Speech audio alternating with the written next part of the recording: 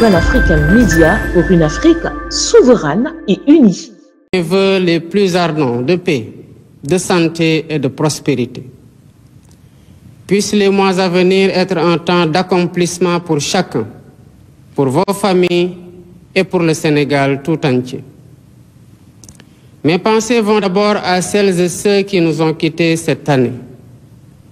Je prie pour leur repos éternel et présente mes condoléances émues à leurs familles. J'adresse également un message de courage à tous ceux qui affrontent la maladie, les rigueurs carcérales ou l'adversité du quotidien. Le Sénégal ne détournera jamais son regard de vos peines. Je rends un vibrant hommage à toutes les femmes du Sénégal, infatigables travailleuses et gardiennes du temple familial et de l'équilibre social de notre pays. Je salue nos compatriotes de la diaspora dont l'engagement et la détermination font rayonner l'image de notre pays partout dans le monde. Je tiens à vous exprimer la reconnaissance de la nation. Je rends aussi un hommage appuyé à nos forces de défense et de sécurité. Votre discipline, votre professionnalisme et votre courage garantissent notre souveraineté et contribuent significativement à la paix et à la sécurité dans le monde. Mes chers compatriotes, il ne saurait y avoir de véritable progrès sans une paix durable. C'est pourquoi l'une de mes priorités reste la paix définitive en Casamance. C'est un impératif pour permettre à tous les projets de développement portés par la vision Sénégal 2050 dans le pôle économique sud de voir le jour. Dans cette perspective, j'ai initié le plan Diomaye pour la Casamance, afin d'accompagner le retour des populations déplacées et de soutenir le processus de paix en Casamance. Je sais par ailleurs que chaque foyer sénégalais aspire à de meilleures conditions de vie, à une justice sociale accrue et à la certitude que l'État sert véritablement l'intérêt général. C'est pour répondre à cette légitime aspiration que le Premier ministre, M. Ousmane Sonko, à qui je réitère ma confiance absolue, a présenté devant l'Assemblée nationale sa déclaration de politique générale. Il y a détaillé les grandes orientations de notre programme de gouvernement, adossé à l'agenda national de transformation Sénégal 2050, pour redresser le pays et replacer le citoyen au cœur de l'action publique. C'est dans ce même esprit que nous avons choisi la concertation et la consultation comme fil conducteur de notre gouvernance, afin de faire de chaque citoyen un acteur décisif de la rupture et de la construction nationale. Les assises de la justice et les états généraux du transport ou de l'industrie, déjà tenus, en témoignent éloquemment. Cette démarche se poursuivra à travers les assises nationales des DARA et les concertations sur l'enseignement supérieur, ainsi que dans d'autres secteurs, pour renforcer l'adhésion et la participation de tous. Par ailleurs, au courant du premier trimestre 2025, le gouvernement lancera la plateforme Ligueyal Sereo, qui permettra à chaque Sénégalais, d'ici comme de la diaspora, de déposer sa candidature au poste public en compétition ou de proposer des projets et opportunités d'investissement. J'ai déjà instruit le bureau organisation et méthode de travailler à l'identification des postes clés devant être mis en compétition, de proposer des modèles types de fiches de poste et des règles d'organisation et de fonctionnement du comité de sélection des candidats qui me seront soumis au bout du processus pour nomination. Mes chers compatriotes, malgré les défis et les incertitudes rencontrés en 2024, cette année charnière aura surtout été marquée par l'expression d'aspirations majeures, défendues au prix de grands sacrifices, par la vigueur de la raison démocratique et par l'émergence de perspectives porteuses d'espoir. En effet, le 24 mars 2024, vous m'avez largement accordé votre confiance m'offrant ainsi le suprême honneur de présider aux destinées du peuple sénégalais. Dans une logique démocratique et une belle cohérence électorale, vous avez confirmé et parachevé votre choix dans les urnes le 17 novembre dernier, en nous confortant d'une majorité parlementaire incontestable. Le mandat populaire est ainsi clair et sans équivoque. Il nous appartient de le dérouler avec rigueur, fidélité et dévotion. Je m'y engage. À cet instant solennel, je voudrais rendre grâce à Dieu et remercier le vaillant peuple sénégalais pour sa grande maturité démocratique, saluée et reconnue dans le monde entier. Pour ma part, j'ai minutieusement décrypté ce puissant message venu des urnes. Dans leur grande majorité, les Sénégalais nous ont prêté les clés pour ouvrir les portes du changement systémique, ainsi que les fenêtres de la transformation nationale, dans la droiture, la probité et l'exemplarité. Djub, djubal, djubanti. C'est dans cette logique que j'ai pris un nouveau décret organisant le comité d'orientation stratégique du pétrole et du gaz, COS-Pétrogaz, pour y donner plus de place à l'opposition, à la société civile, aux syndicats et à l'ordre national des experts. J'entends ainsi garantir une exploitation optimale et transparente des ressources pétrolières et gazières au profit de l'économie nationale et des générations actuelles et futures. Toutefois, force est de reconnaître qu'aucun changement, aucune rupture n'est possible dans un environnement de corruption endémique. Si nous voulons le changement, nous devons résolument être prêts à nous réformer nous-mêmes dans nos comportements face au bien public et dans notre manière de servir la collectivité. Voilà pourquoi, au-delà de la modification de la loi portant statut général de la fonction publique, 4 lois sur la transparence et la bonne gouvernance seront soumises à la représentation nationale. Elles portent sur la protection des lanceurs d'alerte, la réforme de l'organe de lutte contre la corruption, l'accès à l'information et la déclaration de patrimoine. Concernant la déclaration de patrimoine, elle sera généralisée à tous les agents de la fonction publique sans exception, ainsi qu'à tous les postes électifs ou nominatifs impliquant une gestion budgétaire, quelle qu'en soit l'importance. Les modalités de publicité et de mise à jour des déclarations souscrites seront définies par la loi. Mes chers compatriotes, je suis pleinement conscient des difficultés que les Sénégalais ont traversées ces dernières années.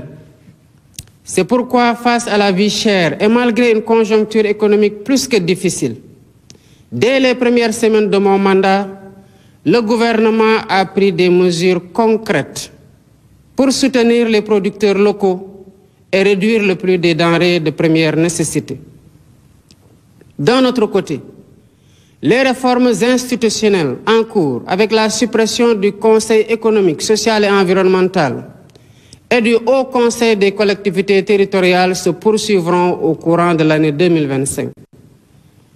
Le comité restreint que j'ai déjà mis en place pour l'identification des lois et décrets à prendre ou à abroger est à pied d'œuvre pour matérialiser les consensus forts issus des assises de la justice. Par ailleurs, l'inflation notée des partis politiques, favorisée par une application trop laxiste des textes en vigueur, a conduit à une fragmentation excessive et à une inflation préoccupante, préjudiciable à une respiration démocratique de qualité. Dans un avenir proche, des concertations sur notre système politique se tiendront dans le but d'y apporter plus de lisibilité, plus de transparence et de rationalisation. Toutes ces réformes, comme d'autres, visent uniquement à rapprocher l'État des citoyens, à mieux prendre en charge leurs aspirations et à asseoir les bases d'un Sénégal fier de ses valeurs et intransigeant sur sa souveraineté. La diplomatie sénégalaise, fidèle à sa doctrine, continuera à promouvoir les idéaux de paix et de justice, tout en apportant sa solidarité agissante et son soutien actif aux peuples opprimés du monde. Tous les amis du Sénégal seront traités comme des partenaires stratégiques dans le cadre d'une coopération ouverte, diversifiée et décomplexée. D'ores et déjà, j'ai instruit le ministre des Forces armées de proposer une nouvelle doctrine de coopération en matière de défense et de sécurité, impliquant, entre autres conséquences, la fin de toutes les présences militaires de pays étrangers au Sénégal dès 2025. Mes chers compatriotes, prenons le temps de nous regarder dans le miroir de notre histoire et de nos valeurs, pour nous rappeler qui nous sommes, d'où nous venons et où nous aspirons à aller. Au-delà des réformes et des politiques, arrêtons-nous un moment pour évoquer en profondeur ce qui nous unit. Cette exigence d'unité et de fraternité quasi existentielle pour bâtir l'avenir que nous voulons nous rappelle l'importance de cette communion nationale autour de la même flamme de l'espoir, de la solidarité et du vivre ensemble. Dans un esprit d'humilité et de détermination, nous construisons pierre après pierre le Sénégal que nous voulons. Cette œuvre exige la mobilisation de toutes les énergies et s'appuie sur un esprit de solidarité, de tolérance, de don de soi et de dépassement. Des épreuves les plus dures de l'esclavage aux luttes contemporaines pour l'indépendance et la démocratie, en passant par la colonisation, nous avons démontré avec constance une résilience inébranlable.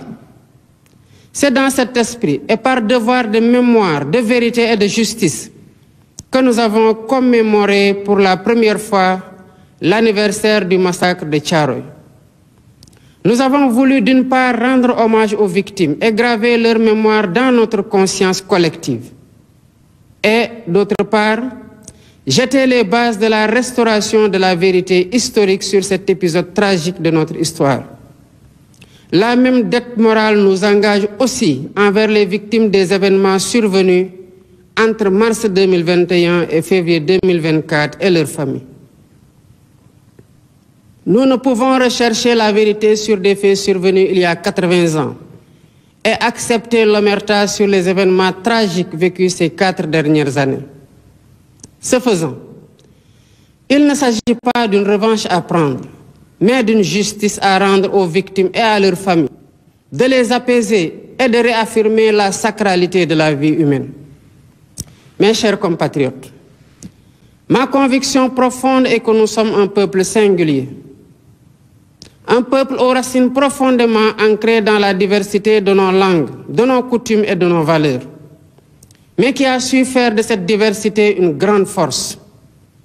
Fort de cet héritage, il nous appartient aujourd'hui d'écrire un nouveau chapitre de notre histoire, où notre souveraineté est pleinement assumée, notre justice réellement vécue et notre prospérité partagée par tous. Le ñëpp bokk, ñëpp jot ci. Pour cela, nous devons plus que jamais nous rappeler qui nous sommes et nous revêtir du manteau majestueux hérité de nos devanciers, fait de valeurs précieuses que nous avons pris l'engagement de remettre au cœur de notre projet de société et de promouvoir.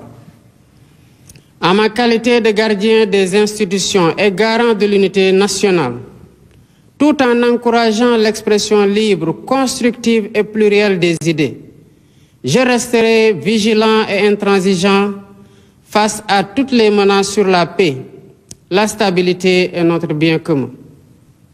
Au demeurant, je garde à l'esprit que nous devons conjuguer fermeté sur les principes et ouverture d'esprit pour préserver l'équilibre de notre démocratie et la cohésion de notre pays. Mes chers compatriotes, grande est ma préoccupation quant à la montée du communautarisme et des discours de haine qui se propagent parfois dans les médias traditionnels et très souvent dans les réseaux sociaux. Ces dérives nourrissent la division et fragilisent le socle commun que nous avons patiemment édifié, la cohésion sociale et la stabilité qui sont la même de notre nation. Nous devons tous prendre conscience que le Sénégal souverain, juste et prospère que nous travaillons à matérialiser pour le bien de tous ne verra le jour que dans l'unité. Conscients de ce que nous sommes un peuple en compétition avec les autres, entretenons le culte du travail bien fait et de l'excellence, afin de prouver au monde, par des réalisations concrètes, que le Sénégal a les ressources humaines de qualité pour accomplir de grandes choses. À notre jeunesse, ardente et créative, je vous encourage à développer vos talents, à innover et à vous ouvrir au monde en restant ancrés dans nos valeurs. Votre énergie et votre détermination sont les véritables moteurs de notre pays. Le gouvernement sera à votre écoute et à vos côtés pour vous soutenir et vous aider à vous réaliser, à être utile à vous-même, à vos familles et à votre pays. Ensemble, prouvons que le Sénégal est une terre de promesses et de possibles, et édifions un Sénégal uni, souverain, juste et prospère pour les générations actuelles et futures. Bonne et heureuse année 2025, que Dieu bénisse le Sénégal et l'Afrique de unité. Pan African Media pour une Afrique souveraine et unie.